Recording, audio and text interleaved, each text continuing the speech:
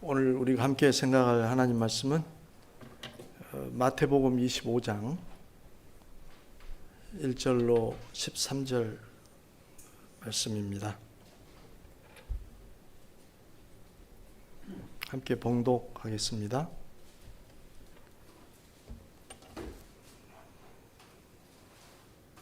마태복음 25장 1절로 13절.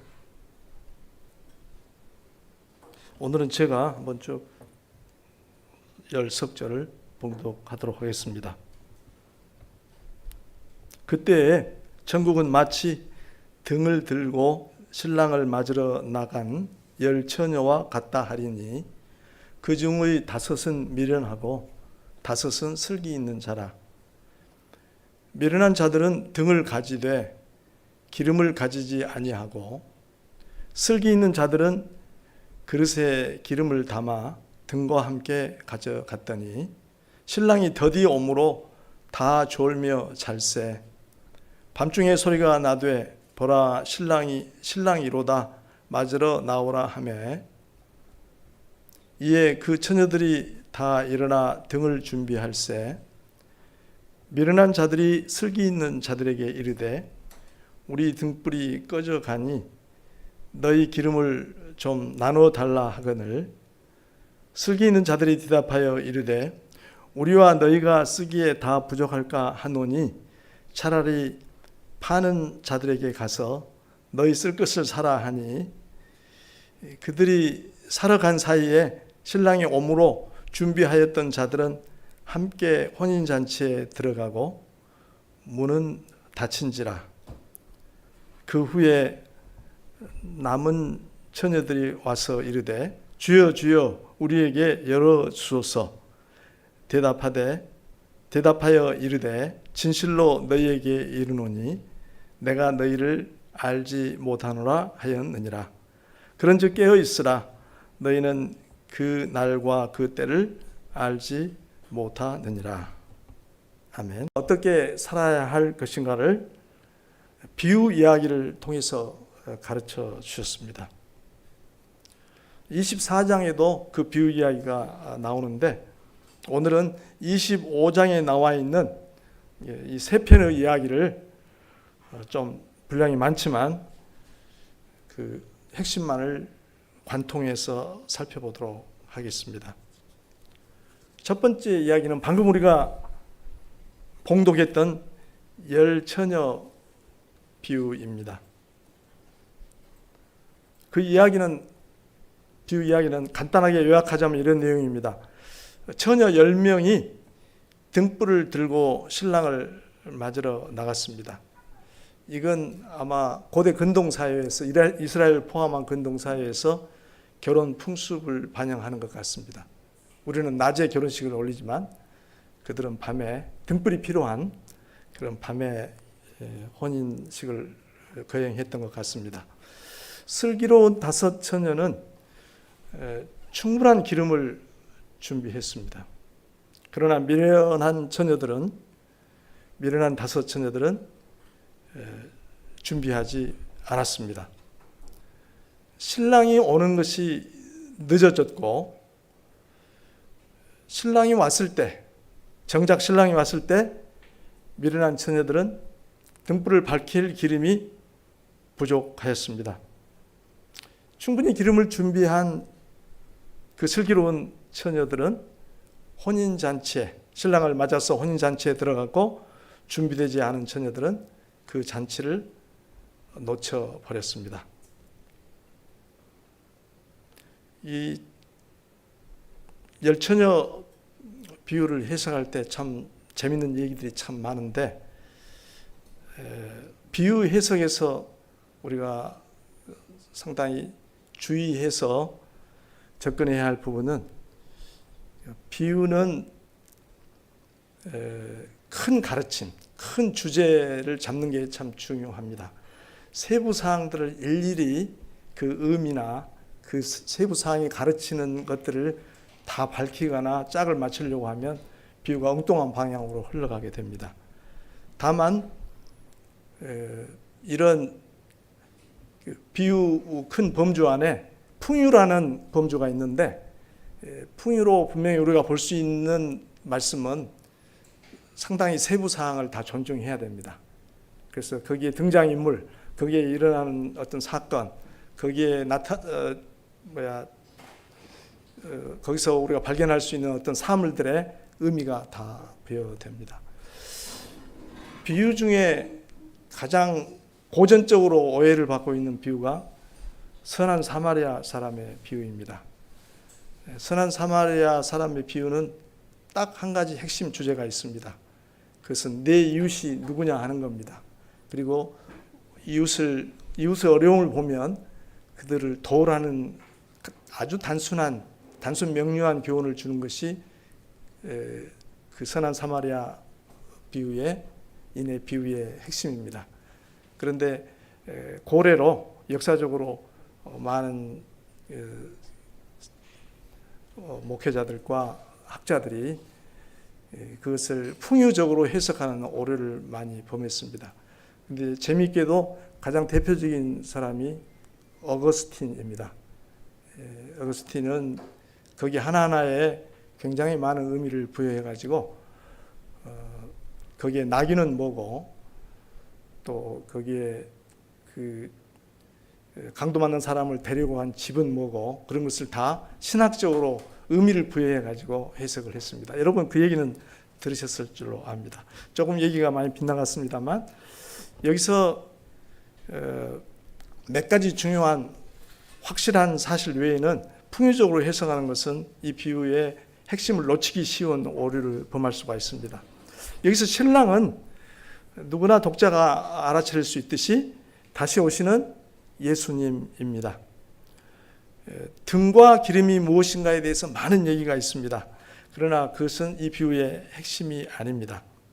등과 비유 얘기를 하는 것은 우리가 예수님의 재림을 준비하며 살아가야 된다. 준비하는 자세로 살아가야 한다는 것을 얘기할 목적이 있습니다. 우리 생전에 예수님이 오시지 않는다면 우리는 각자 또 주님께 가야 합니다. 내일이라도 주님이 우리를 부르실지 모릅니다. 그러므로 지금 하루하루 주님 앞에 설 준비를 해야 한다는 것입니다. 이 비유에서 슬기로운 처녀들은 기름을 나누어 줄 수가 없었습니다. 이것은 마지막 때를 위한 준비는 스스로 책임져야 할 문제이지 다른 사람에게 의존할 수가 없다는 것을 암시합니다. 여전히 우리가 준비하는 삶, 이 땅에서 재림을 준비하는 삶을 살아야 한다는 그 주제에서 벗어나지가 않습니다. 주님 앞에 설 준비는 각자가 해야 합니다. 또 그러한 준비는 그날이 오기 전에만 가능하며 일단 그 날이 닥치면 더는 기회가 없습니다. 이야기에서 미련한 처녀들이 기름을 사가지고 왔을 때는 이미 문이 닫혔습니다. 우리가 준비하는 삶, 믿음의 생활은 오늘부터가 중요하다는 것을 암시하겠죠? 내일로 미루어서는 안 됩니다. 어제까지도 준비의 삶을 살지 못했다면 지금 시작해야 할 것입니다. 주님께서는 결론적으로 그런즉 깨어 있으라 하고 말씀하셨습니다. 이것은 정말 육체적으로 잠도 자지 말고 끊임없이 긴장하며 살아라는 뜻은 아닙니다. 이건 역시 비유적인 표현입니다. 깨어 있으라, 비유적인 표현.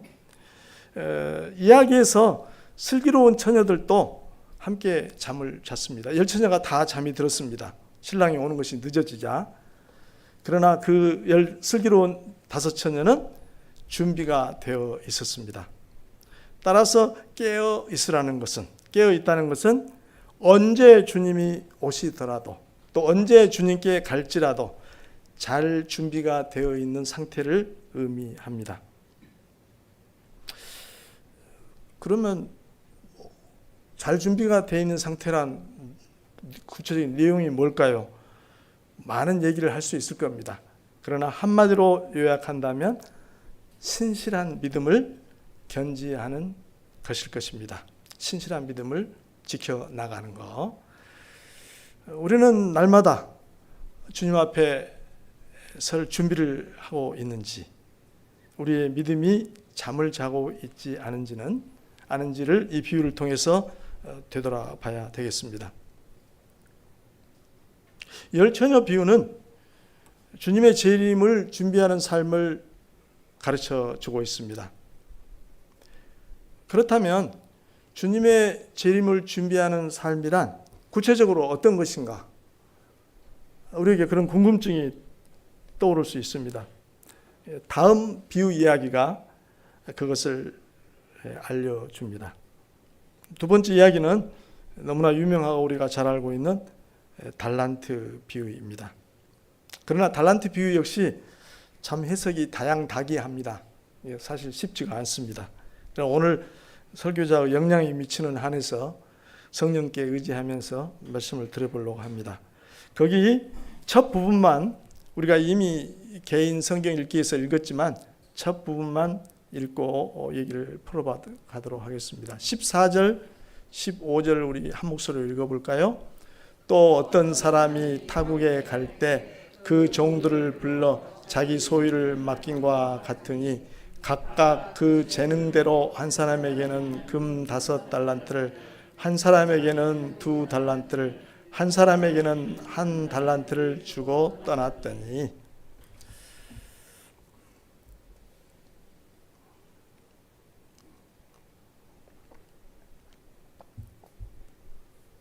우리가 이만큼 다 나이가 드신 분들이니까 한 30년 전 얘기를 하면 떠오르실 것 같습니다. 다미 선교회라는 집단이 있었던 걸 여러분 기억할 겁니다. 매스컴에서도 한참 보도가 됐으니까. 그들은 예수님의 재림 날짜를 특정을 하고 90 몇 년 연말쯤 됐었던 것 같아요. 92년인가 아마 그쯤 됐었던 것 같아요. 몇 달 동안 한 자리에 모여서 그날을 기다렸습니다.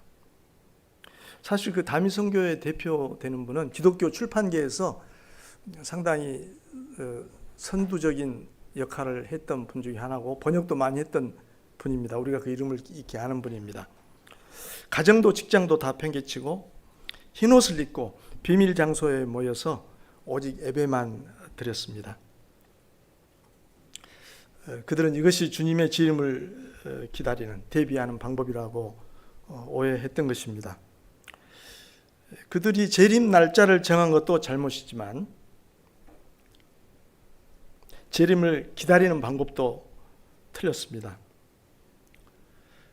자, 그럼 예수님은 재림을 기다리는 사람들의 삶의 자태가 어떻게 되어야 될 것인지 가르쳐 주신 내용을 살펴보도록 하십시다. 예수님의 달란트 비유를 보도록 하십시다.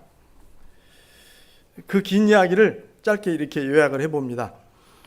어떤 사람이, 어떤 귀인이, 취체가 높고 재산도 많은 귀인이 긴 여행을 떠나면서 종 3세에게 각각 큰 돈을 맡겼습니다. 달란트라는 단은 화폐의 단위인데 한 달란트가 수십억에 해당하는 큰 돈입니다. 두 종은 장사를 하여 2배로 불렸고 한 종은 땅에 묻어두었습니다. 주인이 다시 돌아왔을 때 두 종은 칭찬과 아울러서 큰 상을 받았고 세 번째 종은 쫓겨났습니다. 엄한 질책과 함께 쫓겨났습니다. 여기서 주인은 다시 오시는 예수님을 가리킵니다. 모든 비유가 다 그렇듯이 여기도 다시 오시는 예수님을 가리킵니다. 이 비유는 주님의 재림을 준비하는 삶이란 어떤 것인가를 잘 보여줍니다. 결론부터 얘기하자면 그것은 단순히 손을 놓고 수동적으로 기다리는 것을 의미하지 않습니다. 마치 다미 선교의 사람들이 그렇게 했듯이 오히려 주님이 와서 인정할 수 있을 만한 결과를 내기 위해서 열심히 살아가는 것을 말합니다.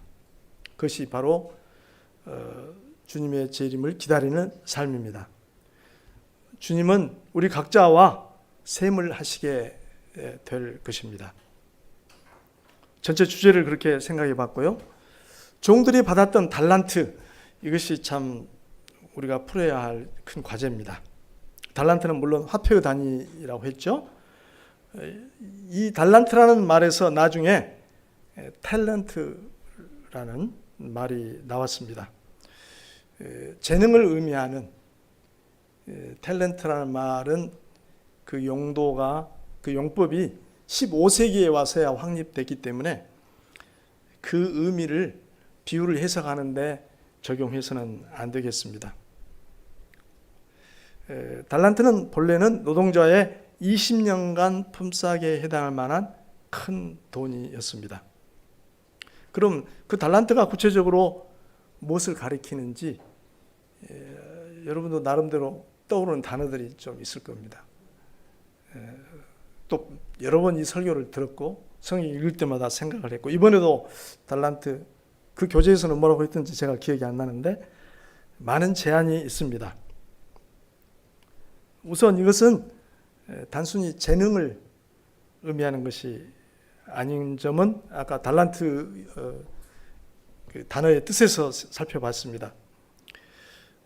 오히려 우리에게 부여된, 우리 신자들에게 부여된 기회와 책임을, 그 주어진 기회에 우리가 이행해야 할 책임을 가리킨다 하는 것이 대체적인 의견입니다. 좀 막연하긴 합니다. 책임은 굉장히 포괄적인 용어지요. 구체적인 어떤 일을 담고 있는 그런 용어가 아니고 굉장히 포괄적인 말이죠. 어떤 많은 일의 책임이라는 게 따르기 때문에 책임이라는 말 대신에 사명이라는 용어를 쓰면 좀 더 실감이 날 수도 있습니다. 그런 학자들도 있습니다. 오직 하나님의 은혜로 구원받은 우리는 주님 안에서 새로운 인생을 살게 되었습니다. 새로운 피조물이 되었습니다. 하나님 나라의 시민, 그 나라의 백성이 되었습니다. 하나님 나라 안에서 우리에게는 새로운 책임 또는 사명이 주어졌습니다.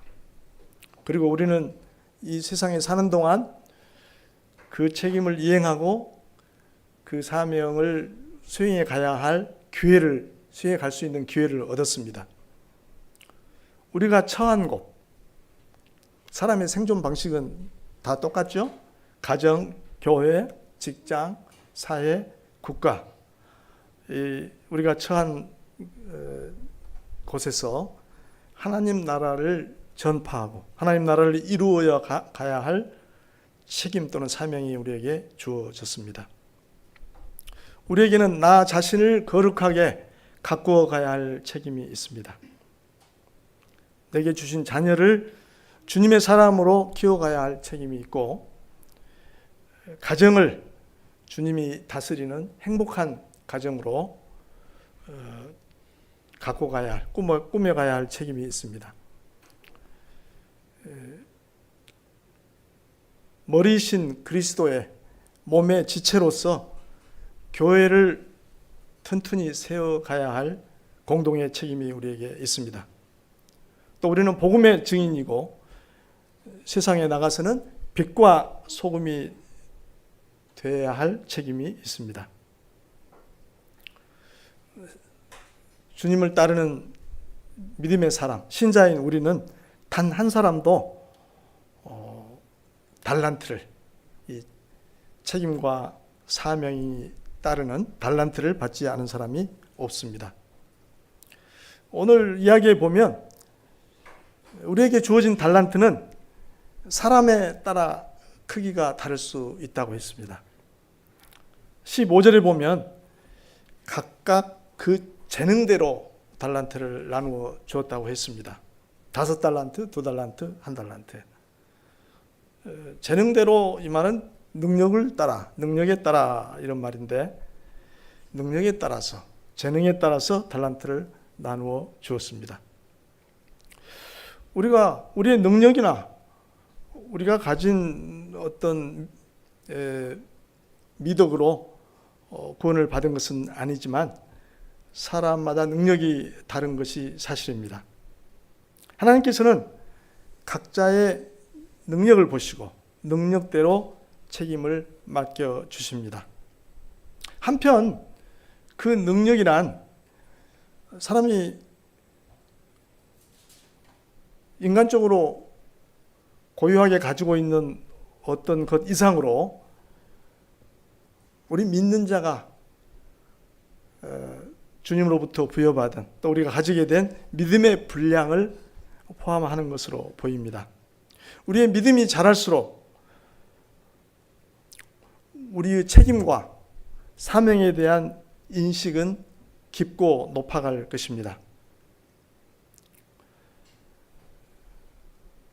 우리의 자세는 우리 각자에게 주어진 책임이나 사명을 성실하게 수행해 가는 것입니다. 처음 두 종은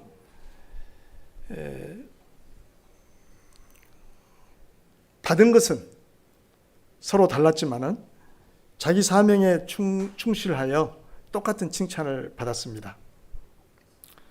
주인은 그 결과를 셈할 때 그들이 산출해낸, 그들이 만들어낸 크기로 평가하지 않았습니다. 그들의 신실함을 칭찬하셨습니다. 세 번째 종에 대해서 잠깐 생각하는 게 필요할 것 같습니다. 세 번째 종의 잘못은 주인의 의도를 알아차리지 못해서 그 달란트를 투자하기보다는 안전을 선택했다는 점입니다. 그는 혹시 일이 잘못될까 봐 걱정했습니다. 불안해했습니다. 그래서 일을 그르치는 이보다는 가만히 손을 놓고 있었습니다. 또 하나님은 손해를 안 보는 분이라고 생각했고 모든 것을 그 주권대로 알아서 하는 분이심으로 자기는 아무것도 안 해도 주님은 취할 것을 취하는 분이라고 생각을 했습니다. 자기는 아무 일을 할 필요가 없다는 그런 잘못된 믿음을 가졌습니다. 앞 두 종이 투자하여 이익을 남겼던 것처럼 그 종도 실패를 지레 두려워하거나 하나님을 오해해서 두 손 놓고 있을 것이 아니라 적극적으로 그 한 달란트를 투자해서 이윤을 남겼어야 할 것입니다. 혹시 그가 노력한 충분한 대가를, 충분한 결과를 얻지 못했다 할지라도 주님께서는 그의 신실한 봉사를 기뻐하시고 칭찬하셨을 것입니다. 우리는 적극적으로 두 종처럼 우리의 삶을 이끌어 가야 하겠습니다. 주님께서는 우리에게 이 달란트를 투자할 우리의 사명과 책임을 수행할 수 있는 넉넉한 힘을 우리에게 주실 것입니다. 이제 주님께서는 계속해서 어떻게 우리가 주님의 재림을 준비하는 삶을 살 것인지 세 번째 이야기를 들려주십니다. 양과 염소를 나눈 이야기입니다.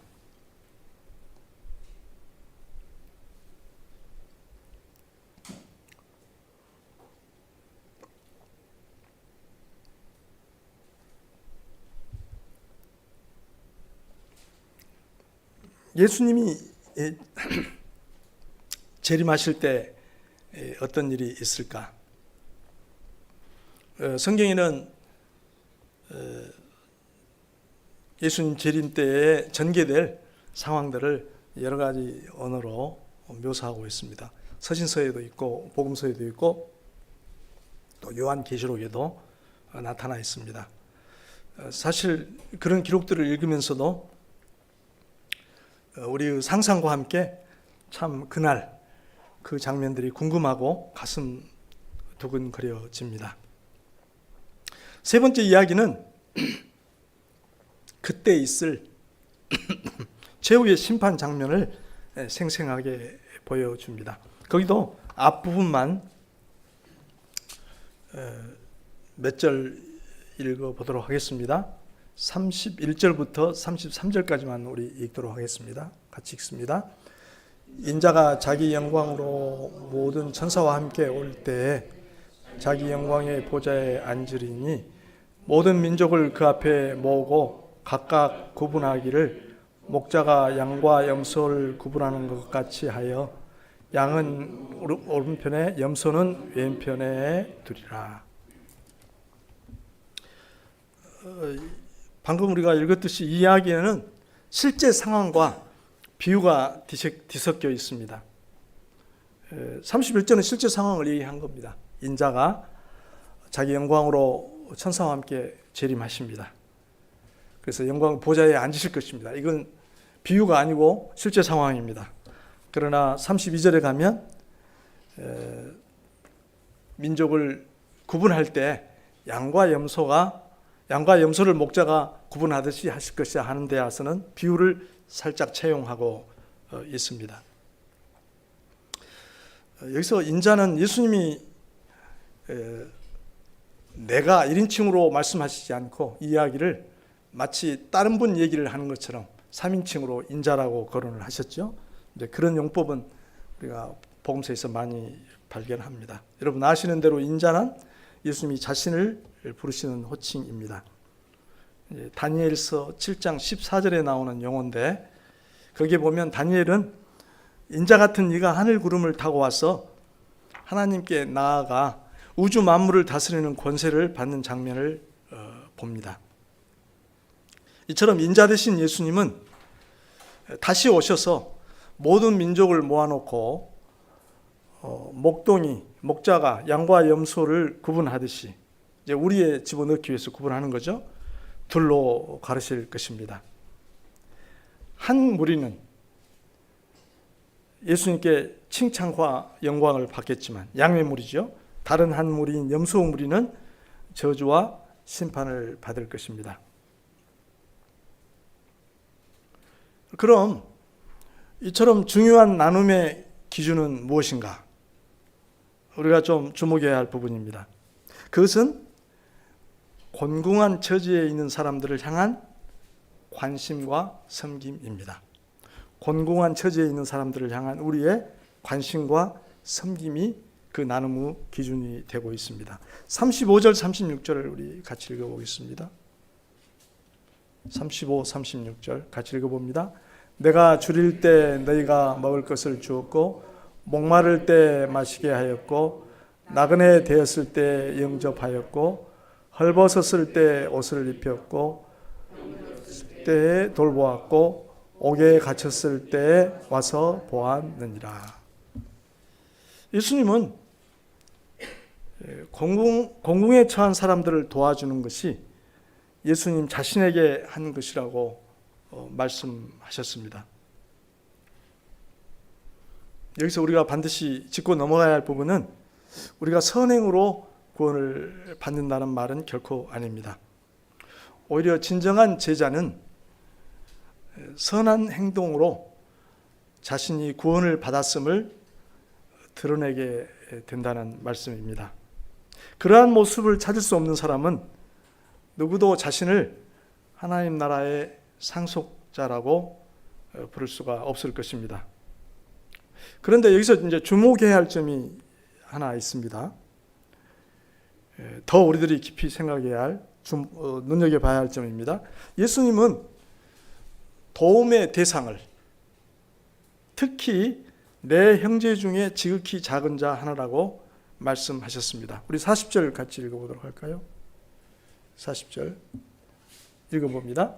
임금이 대답하여 이르시되 내가 진실로 너에게 이르노니 너희가 여기 내 형제 중에 지극히 작은 자 하나에게 한 것이 곧 내게 한 것이니라 하시고.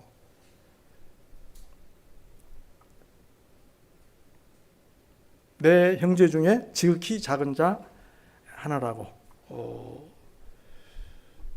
도움의 대상을 더 좁혀서 말씀을 하셨습니다. 여기서 내 형제 중 지극히 작은 자는 세상의 모든 사람을, 보편적으로 세상의 모든 사람을 가르친 게 아니라 예수님의 제자들을 가리킵니다. 왜 예수님의 제자들을 지극히 작은 자라고 하셨을까? 예수님의 제자들은 그 특성이 자기를 낮추는 자들입니다. 예수님은 그걸 그들에게 요구하셨습니다. 본을 보이셨고요. 또 남을 섬기는 자들입니다. 섬김으로써 하나님께 높임을 받는 사람들입니다. 높아지고자 하는 자는 섬기라는 교훈을 주셨습니다. 또 예수님 때문에 복음을 위하여 고난을 받기 때문입니다. 이런 것들이 다 낮은 자의 모습입니다. 그런 의미에서 예수님께서는 제자들을 내 형제 중 지극히 작은 자라고 표현을 하셨습니다. 그들에게 한 것이 바로 내게 한 것이다, 이렇게 말씀하셨습니다. 물론 예수님은 우리가 모든 사람을 사랑하기를 바라십니다. 원수까지도 사랑하라고 힘주어 말씀하셨습니다. 그러나 동료 신자들에 대한, 예수님의 제자들에 대한 우리의 태도는 이루 말로 표현할 수 없을 만큼 중요합니다. 그들은 우리와 하나님 나라의 동일한 시민입니다. 하나님 나라의 백성을 이해하는 것, 그것은 곧 그 나라를 위하는 행위입니다. 그 백성을 위하는 것이 곧 그 나라를 위하는 것입니다. 그래서 주님께서는 다른 신자들에게 베푸는 것은 곧 그분 자신에게 베푼 것이라고 말씀을 하셨습니다. 우리가 예수님을 따르는 사람에게 긍휼과 자비를 베풀 때 그것은 예수님께 베푸는 것이 됩니다. 주님을 신실하게 따르는 교회와 성도는 굶주리고 헐벗고 병들고 나그네 되고 옥에 갇힌 지극히 작은 동료 신자들을 돌아보고 가진 것을 나누어 주는 사랑을 실천을 해야 합니다. 특히 그들이 처한 어려움이, 그들이 처한 곤궁이 예수님의 이름 때문에, 예수의 복음을 위한 헌신 때문에 온 것이라면 더욱 그렇습니다. 우리는 오늘날 자신에게만 집중하는 세상의 흐름에 우리 자신을 맡겨서는 안 됩니다. 오늘 어느 목사님하고 대화하면서 자기 친구가 국내 유수한 신학대학원의 교수로 있는데 그 친구를 만나서 대화하는 중에 깜짝 놀랄 만한 얘기를 들었다고. 이분은 미국에 계시는 분인데 수년 동안 공부하고 한국에 돌아와서 신학대학원에서 가르치다 보니까 요즘 학생들의 특성이 뭐인가를 절절히 느끼게 되는데, 그것은 너무나도 자기중심적이라는, 신학생들마저도. 그래서 복음을 위해서 헌신하고 복음을 위해서 자기를 희생하고 낮아진 곳에 가서 섬기고 하는 그런 자세에는 별 관심이 없고, 신학대학원 졸업하고 안정되고 좋은, 요즘 젊은이들이 그러듯이 시골 가기는 싫고 그래도 괜찮은 도시에 괜찮은 교회에 어떻게 자리가 나서 갈 것인가, 이런 생각들을 벌어 머릿속에 하고 있더라 하는 얘기를 들었습니다. 교수가 제자들을 가르치면서 느낀 점이었다는 것입니다. 우리는 이런 풍조가 만연한 세상에서 그 흐름에 우리 자신을 내맡겨서는 안 되겠고, 우리가 도와야 할 작은 형제를 적극적으로 찾는 노력이 필요하겠습니다.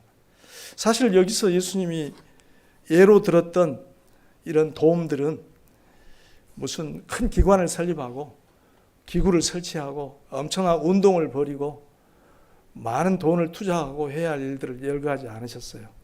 우리가 생활 인으로서 누구라도 주변 사람에게 또 그런 필요를 봤을 때 바로 즉각 응대할 수 있고 뛰어갈 수 있는 그런 일들을 언급하신 것이 주목이 됩니다. 우선 우리는 교회 안에서 서로에게 더 깊은 관심을 가지도록 해야겠습니다. 다른 지체들이 어떤 처지에 놓여 있는지 마음을 써야 하겠습니다. 바울 사도는 각각 자기 일을 돌볼 뿐더러 또한 각각 다른 사람들의 일을 돌보라 하고 말씀하셨습니다. 물론 우리 교회 안에만 관심을 한정하는 것으로 만족해서는 안 되겠습니다. 우리의 시야와 관심을 넓혀가도록 해야겠습니다. 특히 모든 것을 버리고 복음의 일꾼으로 나선 분들, 특히 해외에 나가서 선교하는 분들에게 더 많은 관심을 가져야 하겠습니다. 오늘은 주님의 재림을 준비하는 삶에 대해서 생각해 보았습니다. 세 가지 요점을 기억하도록 하십시다. 첫째, 깨어있는 천국의 제자가 되자. 내일 주님을 맞이한다는 자세로 오늘을 살아갑시다. 그 준비는 누가 대신해 줄 수 없고 또 닥쳐서 할 수 있는 일이 아닙니다. 둘째, 내게 주어진 책임, 내게 주신 사명에 충성을 다합시다. 주님은 우리 각자에게 알맞는 사명을 주십니다. 날마다 그 사명을 자각하면서 열심을 품고 주님을 섬겨 갑시다. 셋째, 공궁에 처한 동료 신자들을 돌아봅시다. 그것은 바로 예수님께 하는 것입니다. 주님께서는 최후 심판 때 그런 섬김에서 우리 믿음의 증거를 찾으실 것입니다. 함께 기도하시죠.